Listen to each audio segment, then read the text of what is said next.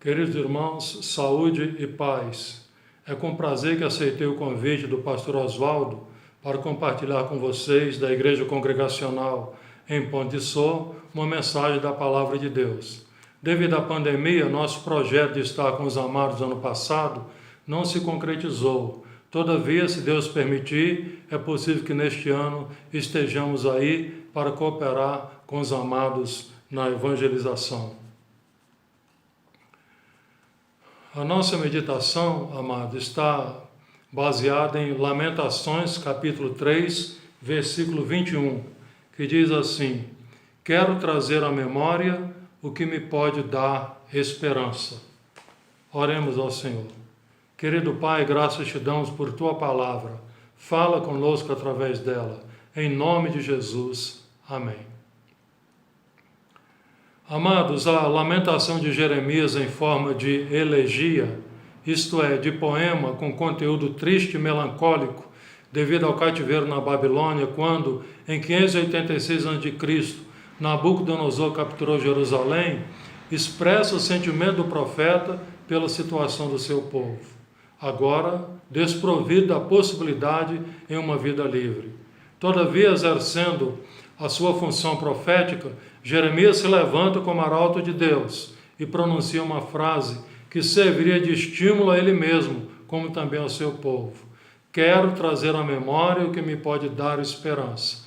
Isto é, fazer voltar ao coração o desejo de libertação. Essa frase pode ser pronunciada também por nós, para fixar em nossa mente, em nosso coração, essa possibilidade redentora da alma. A palavra esperança, amados, não é talvez, é a expectação ou expectativa de um bem que se deseja.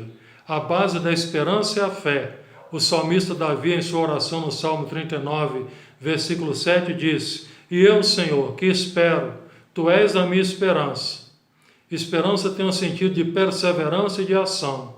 E em Jeremias capítulo 17, versículo 7 e 8, o profeta diz: bendito o homem que confia no Senhor e cuja esperança é o Senhor, porque ele é como árvore plantada junto às águas, que estende as suas raízes para o ribeiro e não receia quando vem o calor, mas a sua folha fica verde, e no ano de sequidão não se perturba, nem deixa de dar fruto. E Paulo escreveu aos Romanos: regozijai-vos na esperança, sede pacientes na tribulação, na oração perseverantes. Isto é, a esperança é o caminho para o regozijo na tribulação, e a oração funciona como aditivo à fé, que alimenta a esperança. A esperança, nesse caso, é entendida como, a qualquer momento, Deus pode mudar a minha história. A esperança é a não desistência, não abdicação dos seus projetos, não abatimento, mas firmeza de propósito. Ao me reportar a necessidade da leitura da Bíblia e a oração como formadora de esperança, é porque entendo que não é algo que possamos produzir sozinhos. Precisamos de ajuda para suplantarmos as nossas impossibilidades, vistas pelos nossos olhos, transformando-as em possibilidades. Aí me vem à mente uma frase que Paulo escreveu aos Coríntios, que contextualiza: que tens tu que não tens recebido? Nesse tempo de pandemia, irmãos, não podemos perder a esperança em dias melhores, pois certamente virão.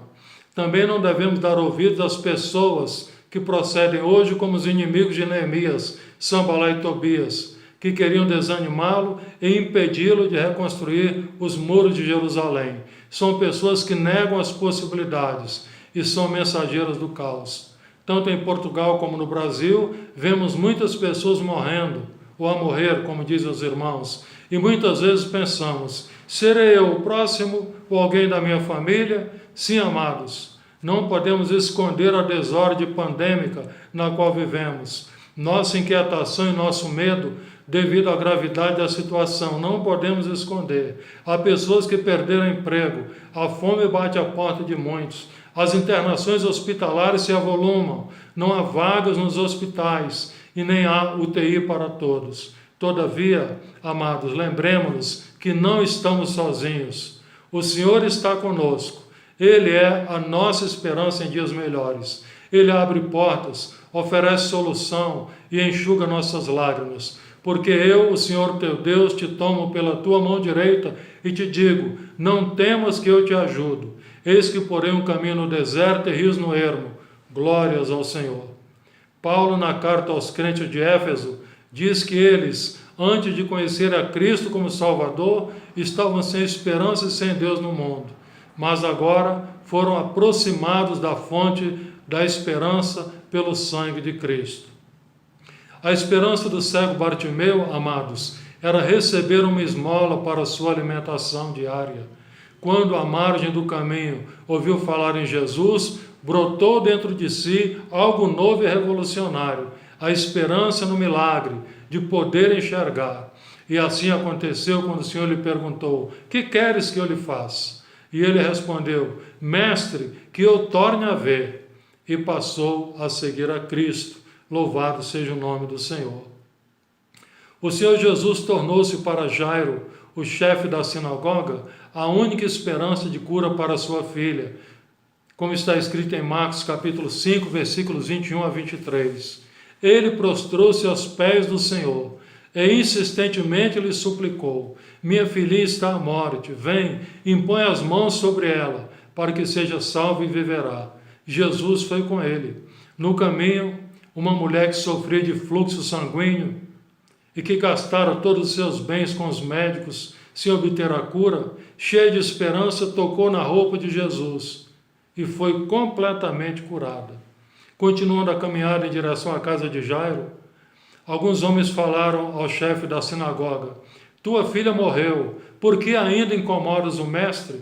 Porém, Jairo não perdeu sua esperança, mesmo com a notícia da morte da sua filha, pois Jesus estava com ele. Está escrito, mas Jesus, sem acudir a tais palavras, disse ao chefe da sinagoga, não temas, crê somente. Entrando na casa, o Senhor se dirigiu aonde estava a menina e disse-lhe, menina, eu te mando, levanta-te. Imediatamente ela se levantou e se pôs de pé e pôs-se a andar. Irmãos, a fé alimenta a esperança e a leitura da palavra de Deus é um instrumento para fortalecer nossa fé e nos encher de expectativa em dias melhores, apesar dos ventos contrários. A esperança da mulher cananeia fê-la insistir com Jesus pela libertação da sua filha, e ela conseguiu. A esperança da viúva da aldeia de Naim floresceu com a chegada do Senhor Jesus. Ao ouvir sua doce voz falar-lhe, não chores. Em seguida, o Senhor dirigiu-se ao jovem morto no esquife e mandou levantar-se. E o enterro terminou ali, com a ressurreição operada pelo Senhor Jesus. Aleluia. Esperança, amados, é a certeza de que Deus pode mudar a situação, por mais difícil que se apresente. Em tempo de calamidade, o profeta Abacuque não perdeu a esperança e nem mudou de posição em sua relação com Deus. Ele disse, ainda que a figueira não floresce, nem há fruto na vide, o produto da oliveira mente, e os campos não produzem mantimento, as ovelhas foram arrebatadas do aprisco, e nos currais não há gado. Todavia, eu me alegro no Senhor, exulto no Deus da minha salvação. Espere no Senhor, Ele está agindo. Irmãos, aqui no Brasil, quando tudo parece perdido, as pessoas têm o hábito de falar, a esperança é a última que morre, mas, para quem confia no Senhor, a esperança nunca morre. Como profetizou Abacuque, se tardar, espera, porque certamente virá, não tardará. Louvado seja o nome do Senhor.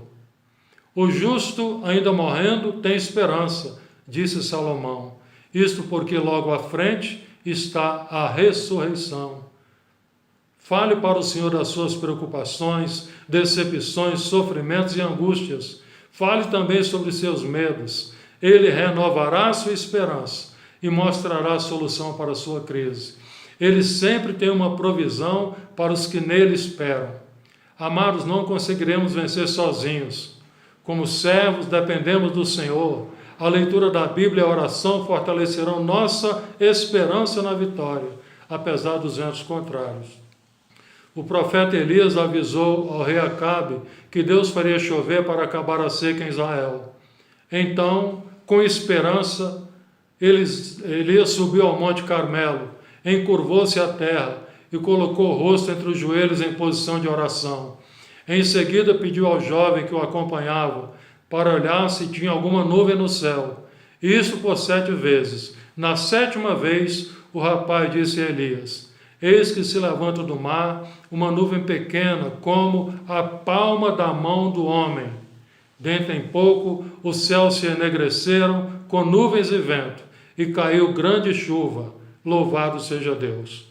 A oração, irmãos, alimenta a nossa esperança e faz chover bênçãos sobre nossas vidas. Que assim seja. Diante da calamidade que assola o mundo, vamos trazer à memória o que nos pode dar esperança. Lembremos-nos sempre, amados, que a Bíblia é um livro de esperança. A Bíblia é um livro de esperança. Vamos orar para que o Senhor enche os nossos corações e as nossas mentes de esperança nas provisões dele. Pai, graças te damos por tua palavra, na qual meditamos. A tua palavra enche-nos de esperança em dias melhores sobre a terra. Ó Deus, abençoa os teus servos, teus filhos da Igreja Congregacional em Ponte de Sor. Abençoa também o pastor Oswaldo e sua família. Ó Deus querido, livra-nos do mal. Concede saúde àqueles que estão enfermos. Levanta os abatidos. Encoraja-os. Em nome de Jesus. Amém. Amém.